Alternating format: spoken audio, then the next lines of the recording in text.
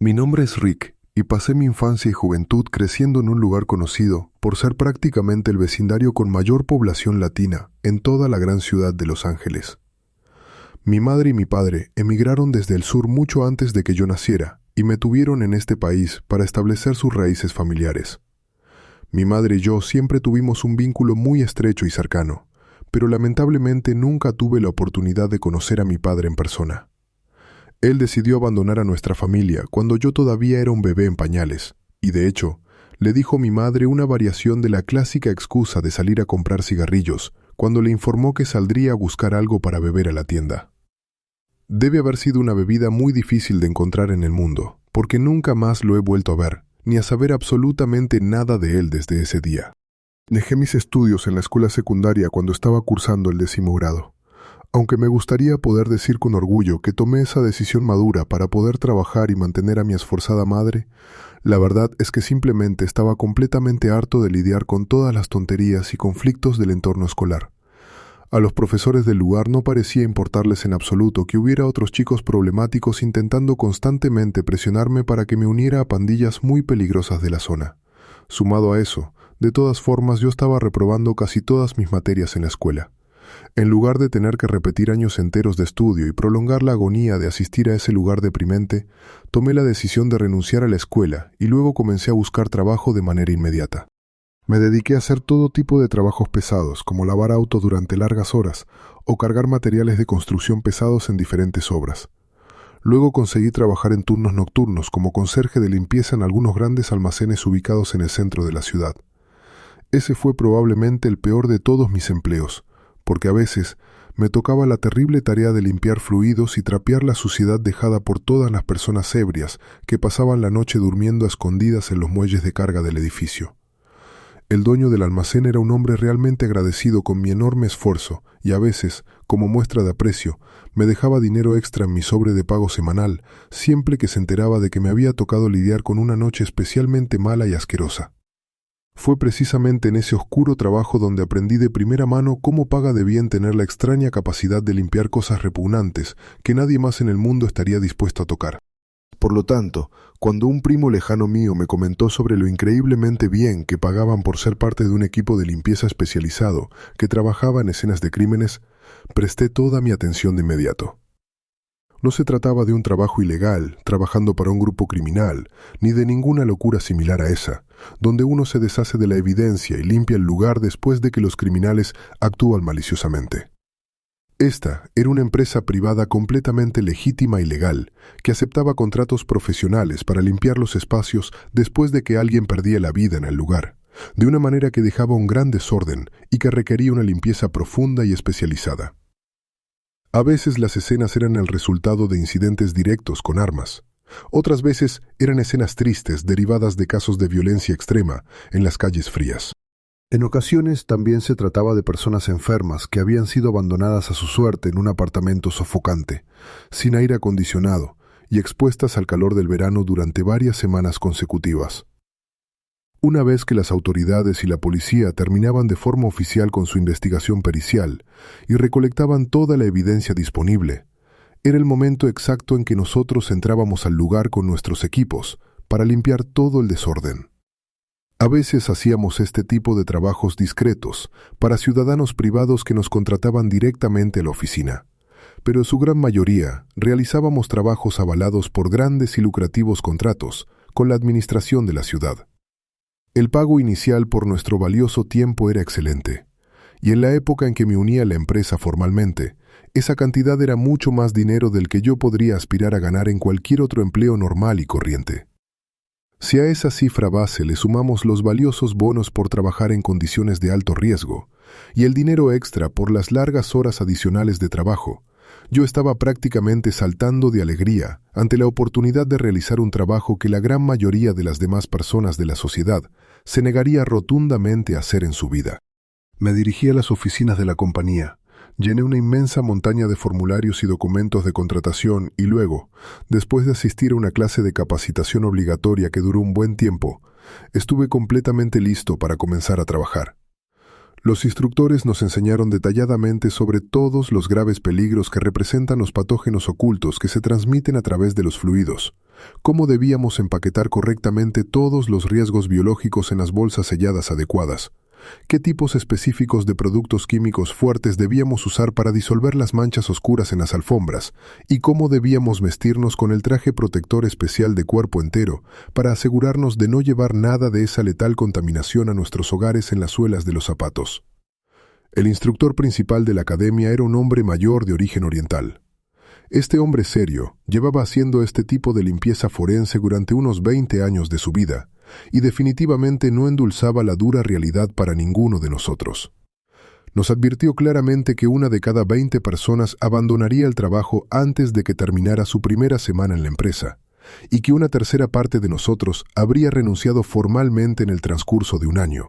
El instructor nos dijo directamente que íbamos a presenciar escenarios perturbadores que, a menos que fuéramos personas totalmente frías y sin sentimientos humanos, nos causarían niveles extremos de angustia y trauma mental duradero.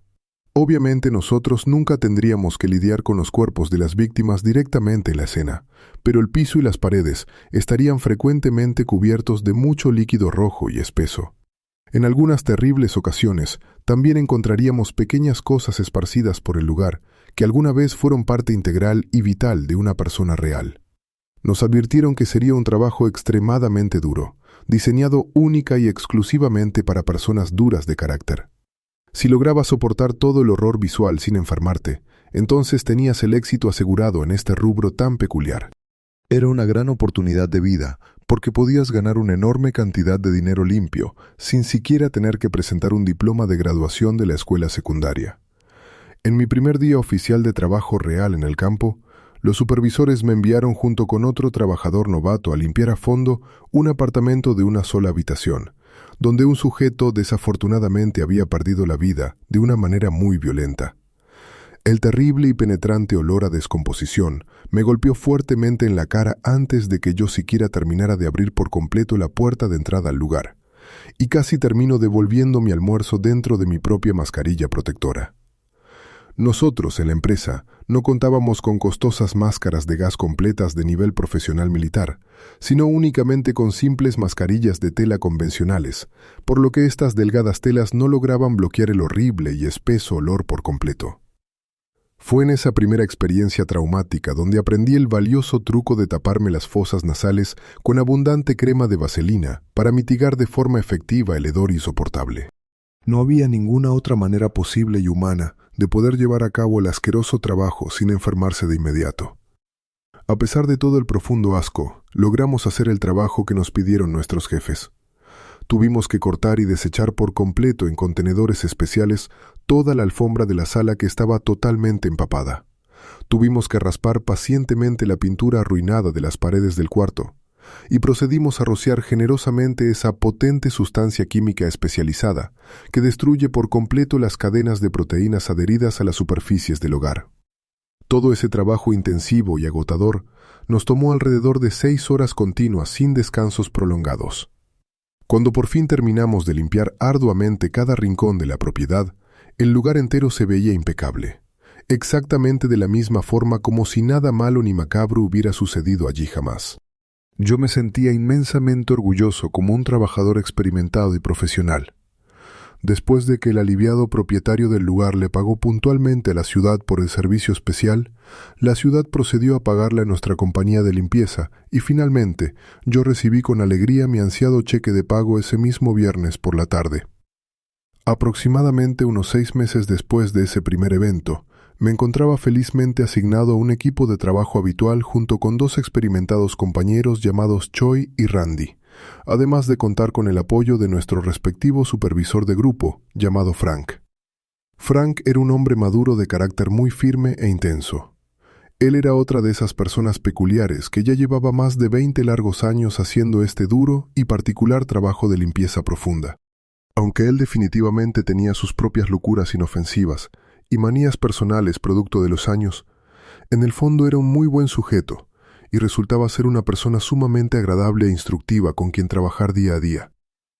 Nosotros también teníamos la inmensa y envidiable suerte de poder trabajar junto a un hombre con semejante nivel de experiencia acumulada, ya que su vasto conocimiento te ayudaba enormemente a terminar todos los encargos mucho más rápido y de una forma bastante más segura para la integridad de todos. Mantener la estricta seguridad en un trabajo tan peligroso como ese lo es absolutamente todo para la supervivencia de los trabajadores. En esta ocasión en particular que relato, cuando la administración de la empresa nos asignó un nuevo trabajo en una zona urbana ubicada un poco más lejos de nuestro sector de operaciones habitual,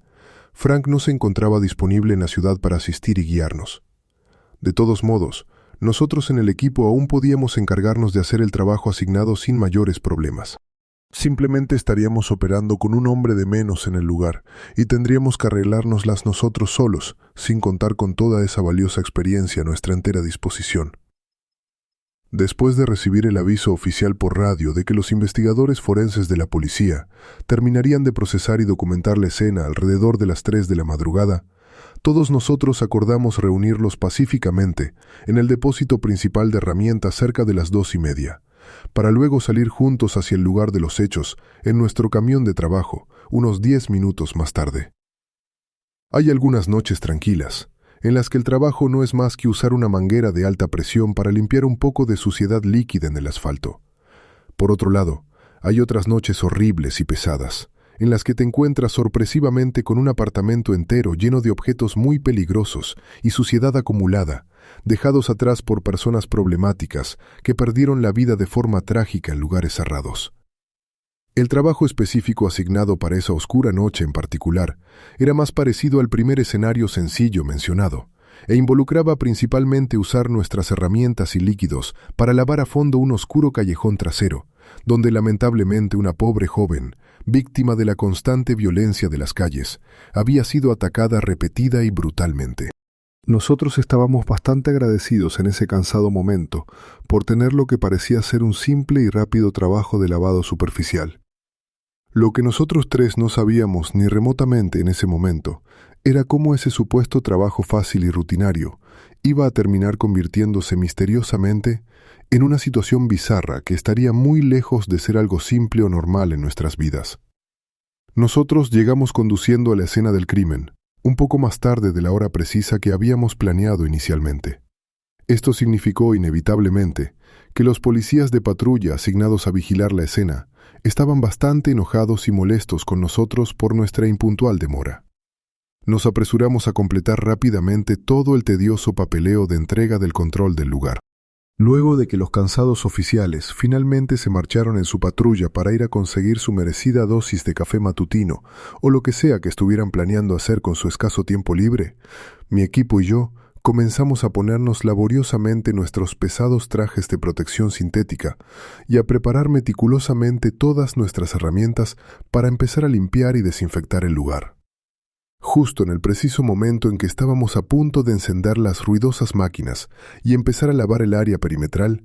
un hombre de edad un poco avanzada, un sujeto de apariencia claramente caucásica, que vestía elegantemente una larga gabardina de color oscuro, se acercó caminando de forma muy tranquila hacia nosotros y se presentó cordialmente, diciendo ser un líder religioso muy respetado de la comunidad local. Randy, mi compañero Choi y yo nos quedamos parados en un respetuoso silencio, simplemente escuchando de manera atenta, mientras el sujeto solemne hablaba pausadamente sobre cómo él era supuestamente el guía espiritual y consejero de la dolida familia de la chica que había sido trágicamente atacada en ese mismo callejón. Aparentemente, los miembros consternados de su familia se habían enterado de las terribles noticias de los oficiales de alguna forma u otra, y él había sido la primera y única persona de extrema confianza a la que decidieron llamar desesperadamente para pedir un poco de consuelo moral. El hombre también nos explicó en un tono sombrío que él había aceptado con todo el gusto del mundo dirigirse personalmente y en medio de la noche a la dantesca escena del crimen para echar un vistazo cuidadoso al lugar, en representación y nombre de la familia. Él hizo esta promesa basándose en la suposición totalmente lógica y empática de que permitir que los frágiles familiares hicieran este recorrido personalmente resultaría ser una experiencia demasiado dañina y profundamente traumática para las mentes de ellos. Los devastados padres de la chica fallecida Le habían contado entre lágrimas que ella se había dejado llevar ingenuamente por muy malas influencias en el pasado, y se había desviado de su camino recto cuando aún estaba asistiendo a la escuela secundaria regular. Según su triste relato a los padres, ella terminó viviendo de manera precaria en las peligrosas calles de la ciudad, y se involucró profundamente en un mundo oscuro, lleno de adicciones y comportamientos muy arriesgados para su salud y bienestar. El hombre continuó diciendo que los padres se reunirían tristemente con el cuerpo inerte de su querida hija por primera vez en años, directamente en su inminente funeral. Mientras tanto, en espera dolorosa de ese sumamente difícil momento, los padres tenían el fuerte y sincero deseo de que él se dirigiera con prontitud a la escena de la tragedia y elevara una oración profunda justo en el mismo lugar físico donde su ser amado había perdido finalmente su vida. El sujeto educado tenía toda la apariencia pulcra de ser una persona totalmente legítima, y también hablaba de una manera muy respetuosa, calmada y sumamente convincente. Después de escuchar pacientemente y en silencio mientras él nos relataba toda la triste y desgarradora historia de la chica perdida, nosotros simplemente no podíamos ser tan insensibles y crueles como para decirle fríamente a la cara que se largara del lugar de inmediato. Ninguno de nosotros tres tuvo el corazón tan duro, ni la falta de empatía como para negarle rotundamente esa petición de índole espiritual. En lugar de encender ruidosamente los equipos pesados y comenzar con nuestra ruda tarea de limpieza de manera inmediata, decidimos ser compasivos como seres humanos y le dimos al sujeto unos 10 minutos de valioso tiempo a solas para que hiciera sus oraciones en total paz y recogimiento. Mientras él hacía esto en el callejón, nosotros tres aprovechamos ese valioso tiempo libre para caminar juntos a una iluminada tienda cercana y conseguir algo de café caliente y unas donas dulces para nosotros mismos. En realidad, no todos nosotros fuimos directamente a la cálida tienda. Era estrictamente necesario y obligatorio que alguien responsable de nuestro equipo se quedara atrás de guardia, en el frío sitio, para mantener un ojo vigilante sobre las acciones del sujeto. La razón primordial de esta medida era que todos nosotros podíamos enfrentar el despido inmediato de nuestros preciados trabajos si nuestros estrictos jefes se llegaban a enterar de alguna manera de que simplemente habíamos dejado a un civil completamente desconocido pasearse libremente cerca de un sitio altamente contaminado, sin llevar puesta ni por un segundo la ropa de protección requerida imperativamente por la ley sanitaria. Aquí estaba el pequeño gran detalle de toda la situación. A mí, la verdad, no me importaba demasiado cumplir estrictamente y al pie de la letra con esa aburrida regla. Yo sinceramente no creía bajo ninguna circunstancia que un humilde y compasivo hombre dedicado enteramente a la religión fuera a causar ningún tipo de problema logístico en el lugar. No lo consideraba una amenaza real ni potencial, dadas las tristes y lúgubres circunstancias del caso,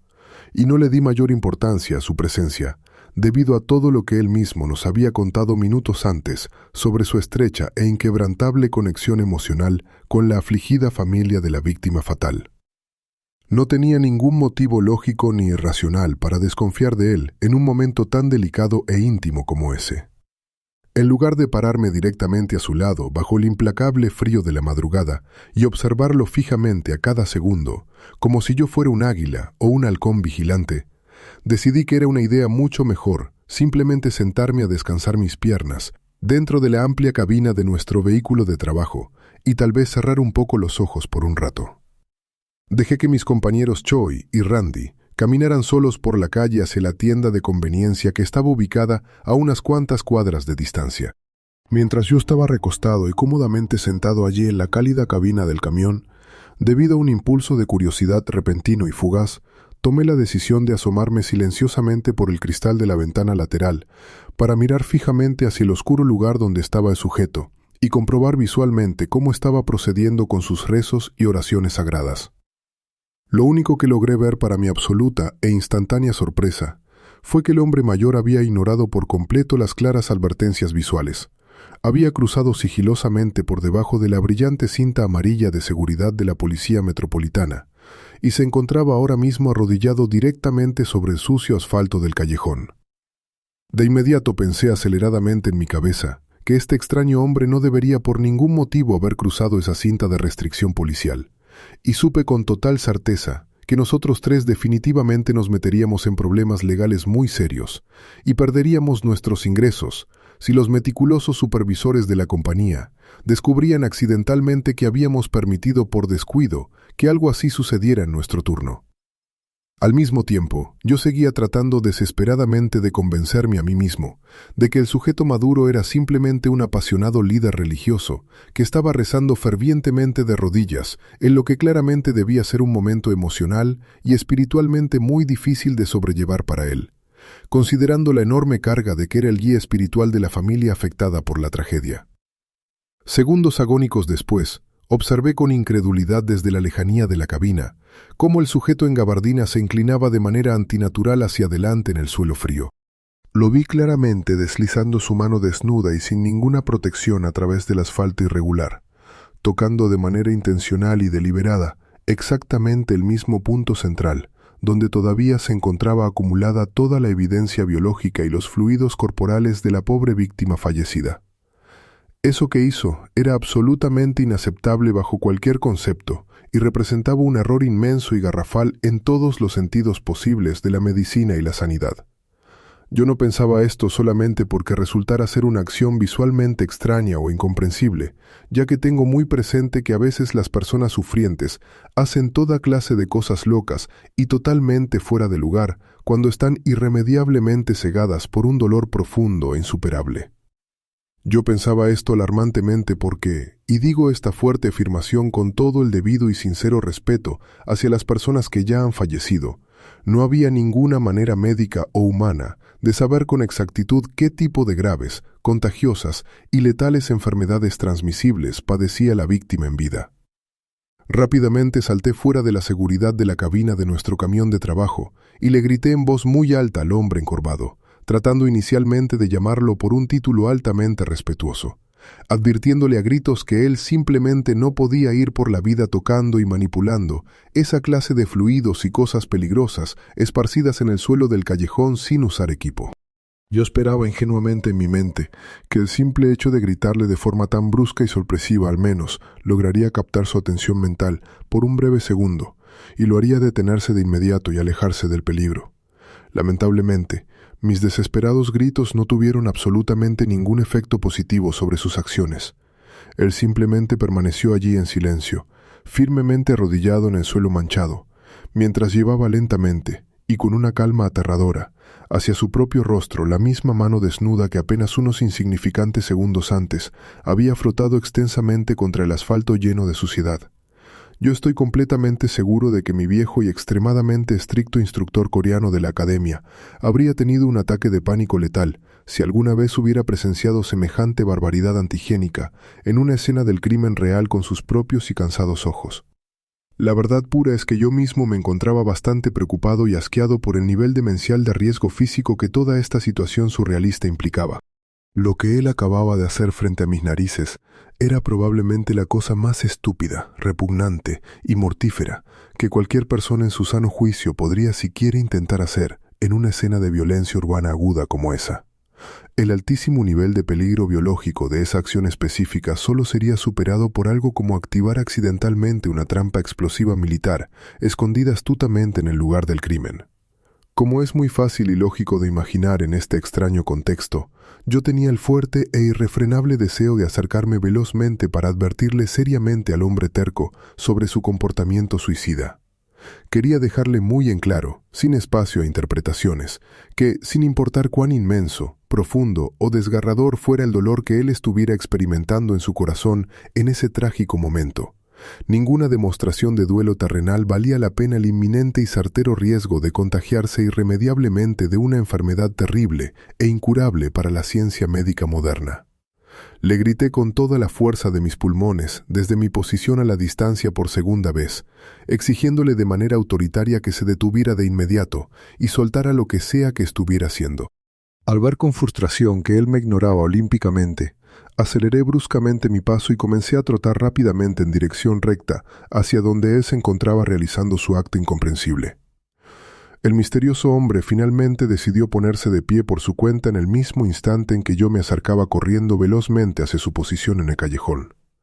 Él se dio la vuelta lentamente para encararme de frente, justo cuando yo apenas empezaba a formular verbalmente mi dura advertencia sobre lo increíblemente peligroso, irresponsable y arriesgado que era todo eso que él estaba haciendo con sus manos descubiertas. Yo no creo haber logrado pronunciar fluidamente más de 3 o 4 palabras completas en esa tensa ocasión, antes de observar claramente el espeso fluido rojo que manchaba notoriamente todo alrededor de su boca. Un descubrimiento visual que me hizo guardar un silencio absoluto y aterrado al instante. El fluido altamente contaminado y peligroso también estaba embarrado asquerosamente sobre la superficie de sus propios labios, dándole una apariencia profundamente macabra y aterradora, digna de una pesadilla. Además de esa imagen sumamente perturbadora que revolvía mi estómago, él tenía una mirada francamente demente y totalmente desquiciada, reflejada con claridad en la inmensidad de ambos ojos. Sin embargo, su lenguaje corporal no tenía en absoluto la apariencia de estar enojado o molesto por mi abrupta interrupción de sus rituales, y tampoco se veía ni un poco asustado o intimidado de que yo hubiera corrido de forma agresiva hacia él para confrontarlo duramente en medio de la solitaria noche.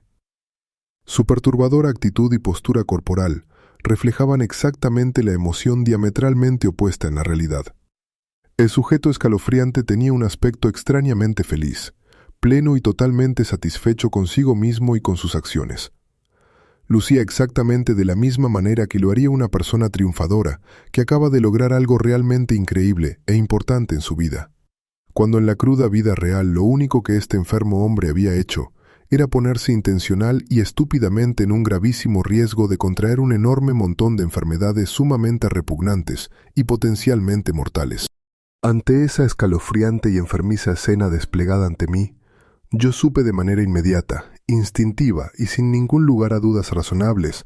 que este misterioso hombre maduro debía ser innegablemente una especie de fenómeno peligrosamente perturbado, o que sufría en silencio de algún problema mental y psiquiátrico muy grave e intratable. Entré en un estado de pánico defensivo y comencé a gritarle repetidas veces con tono amenazante que se largara, que se esfumara y que se perdiera de ese sagrado lugar de trabajo de inmediato, amenazándolo con que, si no lo hacía antes de que el resto de mi equipo de limpieza regresara de su descanso, nos veríamos obligados por protocolo a llamar a la policía para que lo arrestaran violentamente. Yo y mis compañeros comenzamos a retroceder lentamente y de manera cautelosa, tan pronto como yo me paré frente a él y vi la gravedad de la situación.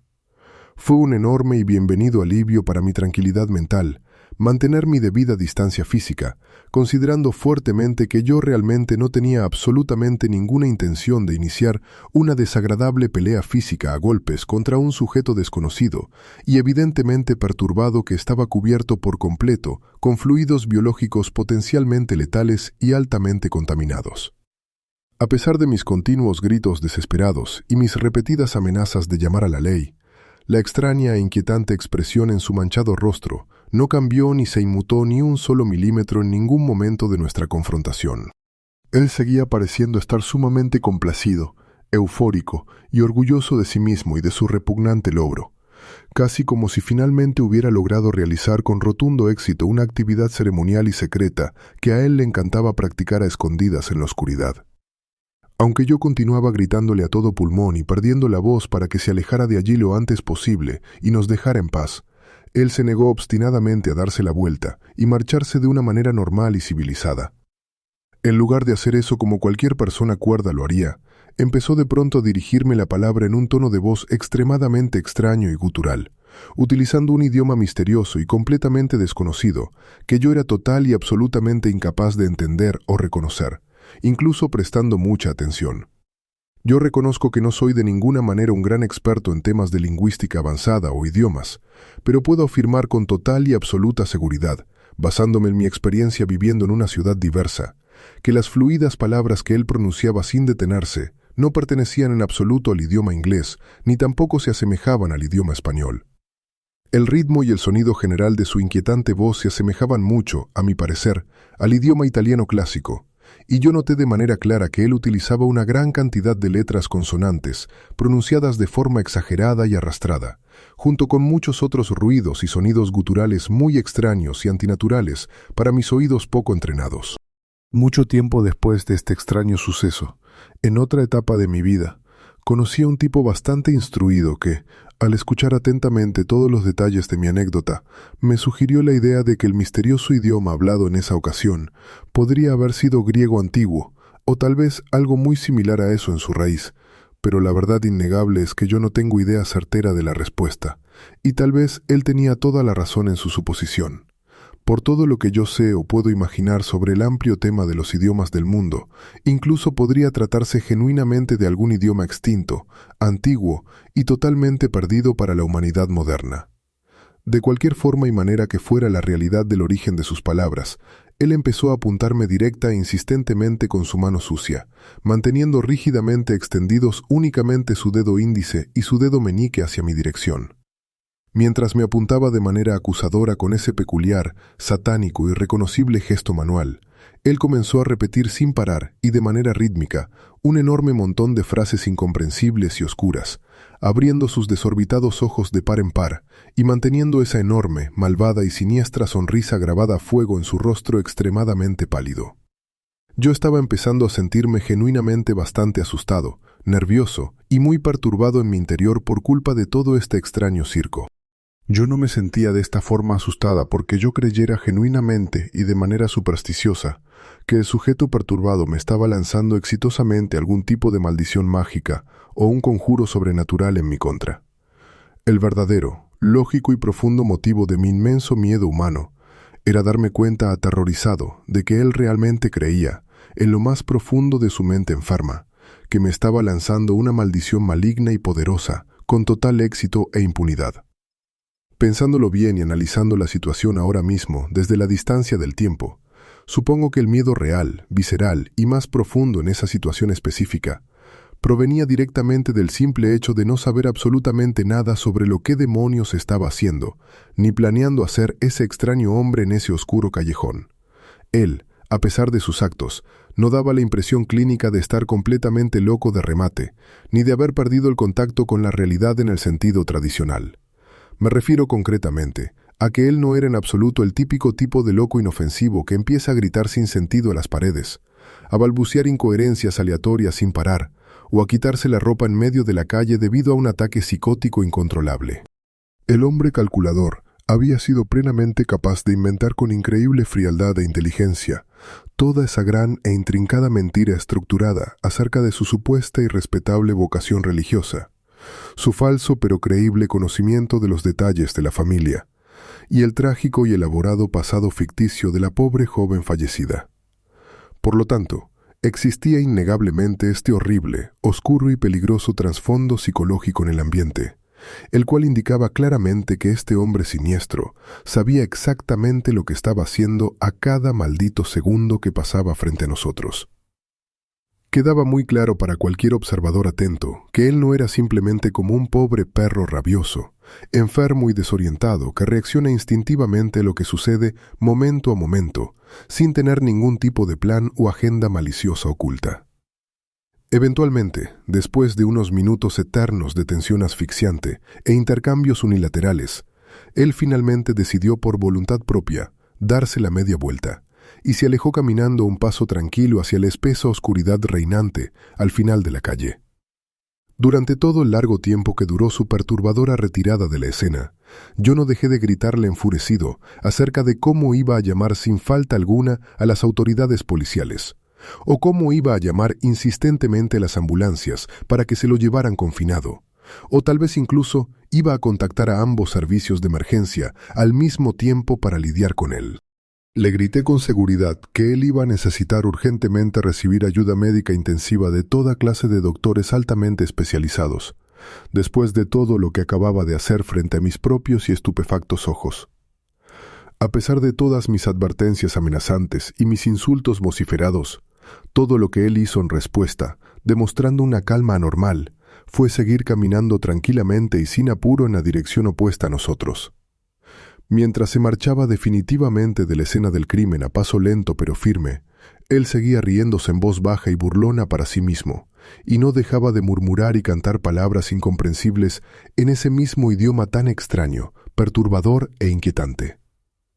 Cuando finalmente me quedé completamente solo en el lugar con la tensión aún flotando en el aire, Simplemente no pude reunir en mí el valor ni la energía mental suficiente para llamar a la central de la policía en ese mismo y exacto instante. Yo me negué a hacer la difícil llamada hasta que mis compañeros Randy y Choi finalmente regresaron tranquilos de la tienda trayendo nuestro anhelado café, y tuvimos el valioso tiempo suficiente para organizar conjuntamente nuestra versión de la historia entre nosotros tres.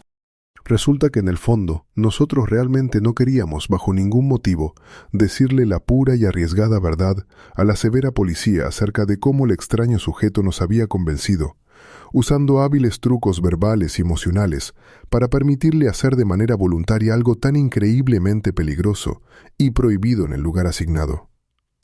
Nosotros éramos muy conscientes y temerosos del hecho de que todos nosotros corríamos el grave y real riesgo de perder para siempre nuestros valiosos empleos si nuestros implacables jefes descubrían nuestra monumental negligencia profesional y nuestra falta de rigor.